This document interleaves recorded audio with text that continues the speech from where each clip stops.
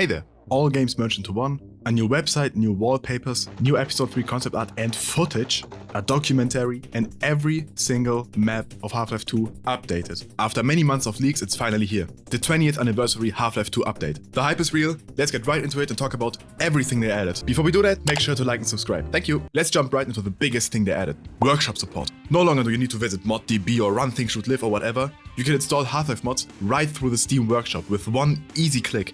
This will be huge for the modding community, and if you're looking for mods to play, go check the backlog on my channel. I'm sure most of the mods there will be posted on the Steam Workshop soon. This is by far my favorite thing in the update, and it's gonna be huge for the community. Not only can you upload campaigns or maps, you can also upload models, sounds, textures, whatever you can think of. Now they only need to go back and add it to Half-Life 1 as well. In other exciting news, they combined Half-Life 2, Half-Life 2 Lost Coast, Half-Life 2 Episode 1, and Half-Life 2 Episode 2 into one thing. This is mostly just ease of access, but it's pretty great to see. You can play through Half-Life 2 Episode 1 and Episode 2 in one sitting now, and it's all accompanied by seamless switches through the games. Episode 1 and 2 have been delisted from the Steam store, but you can still launch them if you own Half-Life 2, in order to play old mods and stuff. Speaking of Episode 1 and 2, Episode 1 has an Episode 2 teaser at the end of it now, and Episode 2 starts with an Episode 1 recap. This isn't new, this existed way back in the day, but was removed. It's back now. Before we get into more news about the updates they did to Half-Life 2, they also published a documentary on the channel, very similar to the one last year published for Half-Life 1's 25-year anniversary. It's mostly just about the development of Half-Life 2, and some fun stories regarding it. They also talk a bunch about the Half-Life 2 beta, stuff we've never known before, so if any of that sounds interesting to you, go check it out. I heavily recommend watching it, it's really great. If you don't get to watch it for whatever reason, like why are you here, I will be making a video about all the new findings in the documentary in the coming days, compiling all the new and most interesting information. So subscribe to be there. Spoiler alert, it includes a bunch of new Episode 3 information. Valve also published 3 other videos on the channel, old E3 videos but in HD, including Get Your Free TVs. Holy shit. In other news, like they did with Half-Life 1 last year, there's a website to celebrate the 20th anniversary. It includes all the patch notes and everything I will be talking about in this video, and also a fun minigame where you can pick up the gravity gun and throw the website around.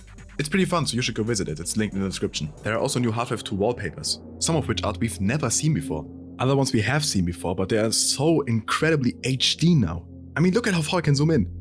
What's going on? Also include our phone backgrounds, like, this can't get any better, seriously. Metro Cop in 4K, 8K? What is this even? The soundtracks of Half-Life 2, Half-Life 2 Episode 1 and Half-Life 2 Episode 2 are now available for streaming everywhere pretty much, in clear, crisp quality. Not just 20-year-old MP3 files. So if you ever wanted Half-Life 2 songs in your playlists, go ahead. It's finally possible.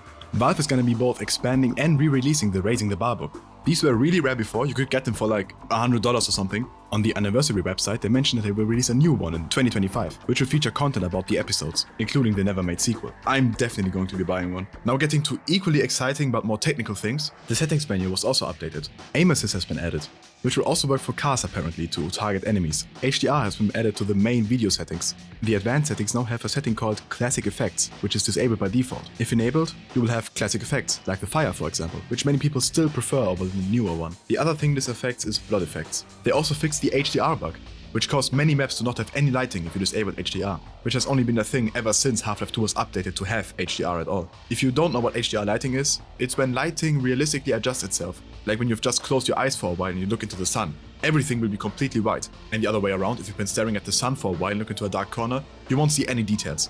By the way, do not look into the sun. They also finally fixed a bunch of issues brought into the game with the Steam Pipe update over 10 years ago now. Mainly about a bunch of details that were missing in the game ever since the update. Most noticeably a lot of grass missing. A bunch of optimization techniques that were used before in the Half-Life 2 campaign have been removed now, or have their draw distance increased, like windows turning white to avoid drawing outdoor areas. This is mostly just not needed anymore with everyone having a pretty good PC these days. I mean, even on a low-end one you will be fine. The game is 20 years old now after all, like, come on. A small but neat change. If somebody in your friends is playing Half-Life 2, you can now see what chapter they are on. There is a surprising lack of love for Half-Life 2 Deathmatch. Really, I can't explain this to myself, but outside of a few bug fixes and map adjustments, Half-Life 2 Deathmatch didn't receive any updates, and it also wasn't merged into Half-Life 2 like many expected it to be. More on its bug fixes and stuff later. It was also updated to 64-bit, which did not happen to Half-Life 2 in this update by the way, which to sum up what 64-bit means, it basically just means better performance, even on lower end PCs. Half-Life 2 was updated to 64-bit about 20 years ago now, but it was so broken that it was rolled back immediately. And if you need proof of why, Half-Life 2 Deathmatch doesn't even start anymore, because it's so broken because of the 64-bit update. This stuff will probably be fixed by the time this video is out, but as of now, it still stands. Speculation?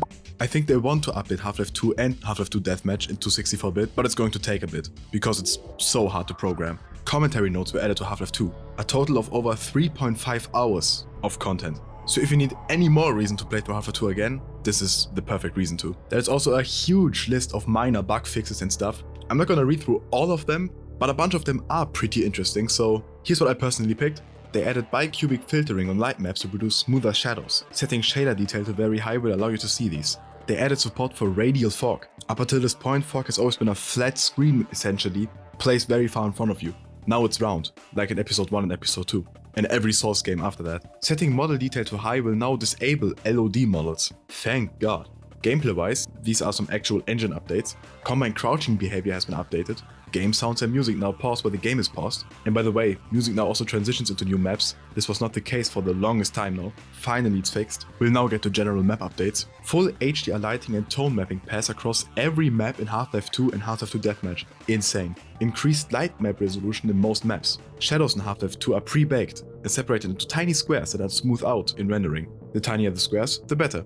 But this can also cause more lag and causes file size to increase. Obviously these days, you could set it to like a billion squares and your PC wouldn't lag in most cases. So now shadows look better in a lot of maps. They removed the far Z-clip plane from most maps. This is kinda like render distance in Minecraft, like stuff behind a certain distance will just disappear. This is no longer the case now. They fixed some inconsistencies during map transitions. They tuned fog and skyboxes for every map with water on the horizon for better horizon blending. A great change. Many instances of floating props has been fixed. Sewed up holes, aligned textures and fixed seams in many displacements throughout the game. Swapped some distant trees out for higher detail models. Added glow sprites to all lights that were missing them. Added simple rooftop geometry to background buildings that were missing them.